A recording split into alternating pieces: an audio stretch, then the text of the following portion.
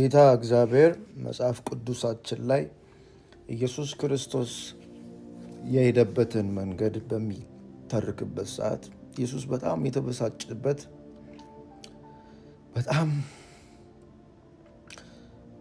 ሰውን ያስደነገጠበት አንድ ኢንሲደንት ነበረ። እሱም ኢንሲደንት ሰዎች በቤተ መቅደስ እግዚአብሔር በሚመለክበት ጸሎት በሚደረግበት እግዚአብሔር ቃል በሚነገርበት እግዚአብሔር በሚታወስበት እግዚአብሔር በሚሰማበት እግዚአብሔር ምሕረት ሰው በሚቀበልበት ስፍራ ሰው በሚታነጽበት ሰው በእግዚአብሔር በሚጽናናበት ሰው ወደ እግዚአብሔር ሐሳብ በሚገባበት ሰው ከእግዚአብሔር ጋር አብሮ በሚሆንበት ስፍራ ላይ እግዚአብሔርም ደግሞ በቃሉ ያንን ቤት የጸሎት ቤቴ ባለበት ስፍራ በዛም ቤት ወደ እኔ የሚመጡትን መጻተኞች ባሪያ ሊሆኑ ሊያገለግሉኝ የሚፈልጉ ኪዳኔን ሊጠብቁ የአፌን ቃል ሊሰሙ የምላቸውን ሊያደርጉ የሚሹትን መጻተኞች ከዓለም ከሁኔታ ከኑሮ ከሐሳባቸው ከራሳቸው ከሰይጣን ዓለም ከሰይጣን አምልጠው የሚመጡትን ወደ እኔ መወስዳቸውን ወደ ተቀደሰ ተራራዬ በጸሎት ቤቴ ደስ ማሰኝባቸው ስፍራ ላይ ጸሎት ቤቴ ባልኩት ስፍራ ላይ ባለው ቦታ ላይ ሰዎች ሲሸጡ ነበረ፣ ሲገዙ ነበረ፣ ገበያ ሲያደርጉ ነበረ፣ ኑሮውን ሲያካሂዱ ነበረ። ምክንያቱም ሰው ሲሸጥ ይጠቀማል፣ ይበላል፣ ይኖራል። ሰው ሲገዛም ደግሞ የገዛውን ይዞ ይጠቀማል፣ ይኖራል። ስለዚህ ኑሮ ሲያካሂዱ ነበረ። እዛ ቦታ ላይ ኑሯቸው ቤዚክ ኒዳቸውን ሲያራምዱ ነበረ። ትርፍም የሚያገኙበትን መንገድ እየሰሩ ነበረ። ቤተ መቅደስ እግዚአብሔር ስራን አልከለከለም።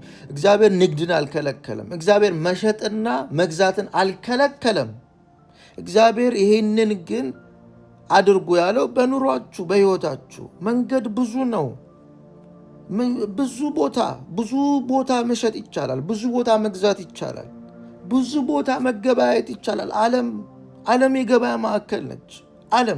ዓለም እንዳለ ሰው ፌስቡክ ላይ፣ ሰው ቲክቶክ ላይ፣ ሰው የተለያየ ቦታ ኦንላይን ላይ ቢፈልግ በአካል ቢፈልግ ሰው ለሰው ስልክ ደውሎ ቢፈልግ ሰው የሚሰበሰብበት በዓላት በሚደረጉበት ቀኖች ላይ ሄዶ ሰው መሸጥ ይቻላል። ባዛር ላይ መሸጥ ይቻላል። ይህ ሁሉ ቦታ ዓለምን ሁሉ ለንግድ እግዚአብሔር ፈቅዷል። ቤቴን የእኔ ቤት ነው አለ። ምን ማረግበት? መጻተኞችን ምቀበልበት፣ ጸሎታቸውን ምሰማበት፣ ማናገርበት፣ ምፈውስበት፣ ማጽናናበት፣ ማጥብበት፣ ማጸድቅበት፣ ከኔ ጋር ማስማማበት፣ ቸርነቴን ማደርግበት፣ እውቀትን ምሰጥበት፣ ከዛ ወጥተው ደግሞ ዓለም ላይ በእኔ እውቀት በእምነታቸው ዓለምን የሚያሸነፉበት እዛ ስፍራ ላይ የተቀደሰ ቦታዬ ላይ ወደ ክብር መወስድባቸው ስፍራ ላይ አታድርጉት፣ አትሻሻጡ አለ። እኔ ያ ቤቴ ጸሎት ቤቴ ነው አለ። ኢየሱስ ክርስቶስም ይህን አደረገ። ሊያናግራቸውም ሊያስረዳቸውም አላደረገም። አላወራቸውም። ውይይት አላደረገም። እንዲህ ነው እንደዛ ነው አላላቸውም። ምንድን ነው ያደረገው? አባረራቸው። እየገረፈ አባረራቸው። ቤቴ የጸሎት ቤት በቃ አለቀ። ኢንድ ኦፍ ዲስከሽን። የእግዚአብሔር ቤት ካልን የጸሎት ቤት ነው። የገበያ ቤት ፕሮዳክቶች የሚሸጡበት ፕሮዳክቶች የሚገዙበት ስፍራ አይደለም። ለምንም አይነት ምክንያት የእግዚአብሔር ቤት የጸሎት ቤት ነው።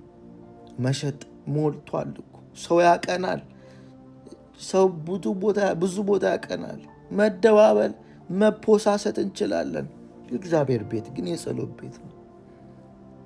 እግዚአብሔር ይንገስበት። ቤተ ክርስቲያን ላይ እግዚአብሔር ይንገስበት። ቤተ ክርስቲያን ላይ እግዚአብሔር ይሁንበት። የእግዚአብሔር ሐሳብ ይሁንበት። ኢየሱስ ክርስቶስ ልቡን ያቃጠለው ጉዳይ ይሄ ነበር። ቤቴ የጸሎት ቤት ነው። ለውይይት ለንግግር አላቀረበውም። ለዲስከሽን አላቀረበውም። ጥያቄና መልስ አላደረገውም። ሌላ ቦታ ተራራ ላይ ቁጭ እንደሚልበት፣ ባህር ዳር ላይ ቁጭ እንደሚልበት፣ መርከብ ላይ ቁጭ ብሎ፣ ጀልባ ላይ ቁጭ ብሎ እንደሚናገረው አልነበረም። በዛ ሰዓት ቤቱ ላይ የእግዚአብሔር የአባቴ ቤት ጋር ንግግር የለም ማለት ሂዱ ሂዱ ሂዱ። እንዲያውም እሱ ተናግሮ አይደለም፣ ደቀ መዛሙርቱ ነው ያስታወሱት። አስታወሱ ይላል እግዚአብሔር ቃል። ይህን ሲያደርግ ሲያዩ የቤቴ ቅናት ይበላኛል የሚለው አስታወሱ።